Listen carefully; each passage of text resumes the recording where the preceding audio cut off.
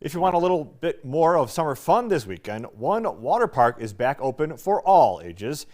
Adrian Oglesby spent some time at the Raging River Water Park in Mandan today, where she learned a lot about pool safety and ran into a group of Williston fifth graders.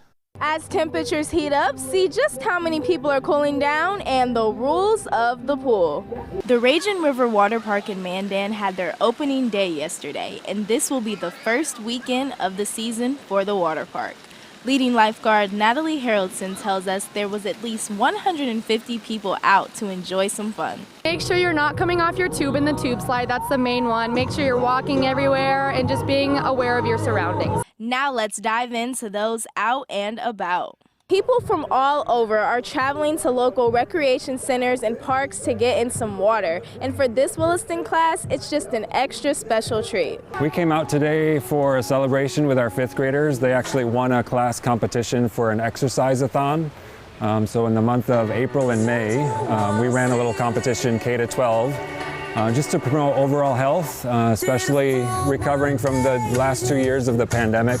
That was Jeremy Thomas, school administrator from Williston Trinity Christian School. He says their fifth graders chose an exercise, raised money for their school, set some goals, and won a fun day at the water park. How's it feel to get out here? You know, we had that recent blizzard and the weather's nice. How's it feel to be outside and having fun with your friends? Well, it's pretty nice because we were stuck inside for so long. It was freezing, and I just moved here, so it's all new to me, the cold.